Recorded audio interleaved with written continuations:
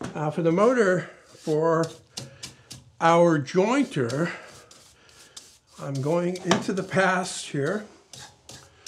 Any of you longtime viewers may recognize this. Last time I actually touched this, other than putting it up on a shelf, I did this work on it here. Added this bracket to the front, and this bracket actually adds a bearing as well. This is a pump motor taken from a pool pump actually, and it has a small bearing in the nose because it doesn't in its configuration it was being used with, it didn't have any real side load to deal with. So what I did was I added a bigger bearing in here and made this plate here, and I've got no intention of changing any of this, although I don't think I'll need this bit on the back here. Now, as for how powerful this motor is, it is rated at 1.5 horsepower, and it turns at 3,450 RPM, and that's a good speed. That allows me to put a 3-inch pulley on this, and I've already got a 2.25-inch pulley on the cutter head, and that should give me somewhere around 4,500 RPM on the cutter head, which is, I guess, could be considered ideal. I brought this down mainly to get a measurement of it because I want to make the side panels for the jointer, and I need to know how tall they need to be, because they're mainly there to enclose this motor and to provide a stable base for the rest of the machine. Before I go much further here, I want to check to see which way this motor rotates. I'm not sure if this can even be reversed or how difficult it is to reverse, if it can be. I know you can't do it from out here where other motors you can. The plate here has a wiring diagram for high or low voltage 240 as opposed to 120, which I'm about to plug it into right now, and that's what it's currently wired for, but it doesn't show anything on reversing it because you don't reverse a pump. Anyway, I'll just start it up and see.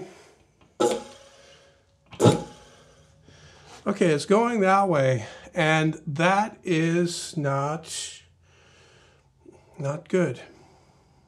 That's not good. That's going in the wrong direction.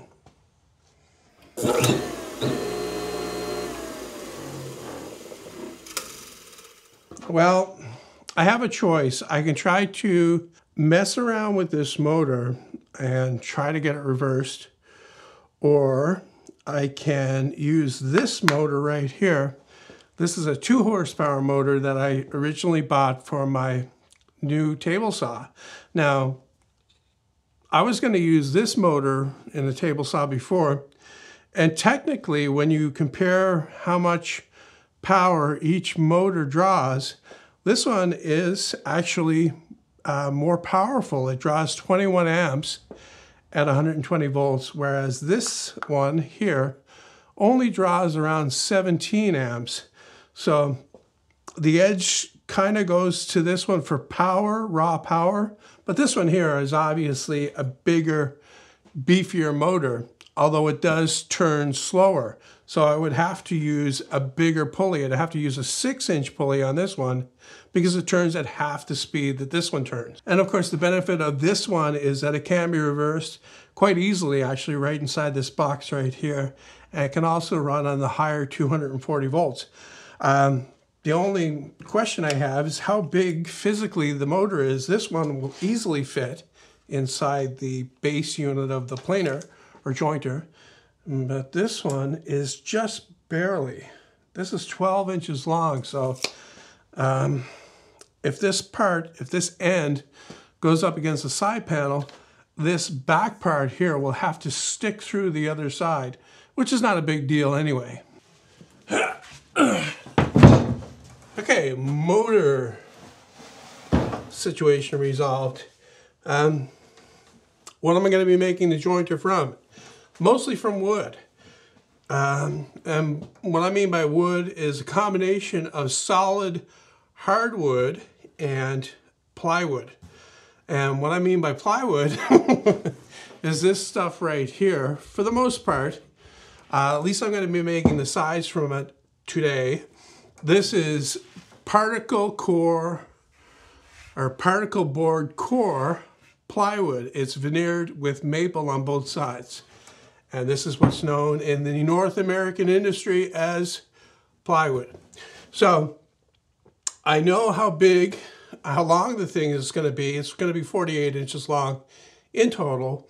I know how big the motor is now. So I'm going to cut 2 pieces that are 10 inches tall. However, I want to reduce it somewhat, and that's because I want to cap the edge with solid maple to make it a bit more durable and to cover up that nasty particle board.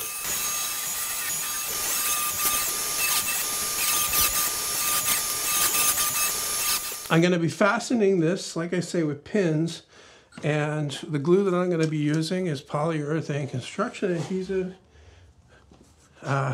First off, because it works better in the cool temperatures. Secondly, it works better for particle board like this. It doesn't sink right down into the wood like liquid glue does. Stuff kind of sits on the surface like that, and it really grabs. Line that up and pin it in place.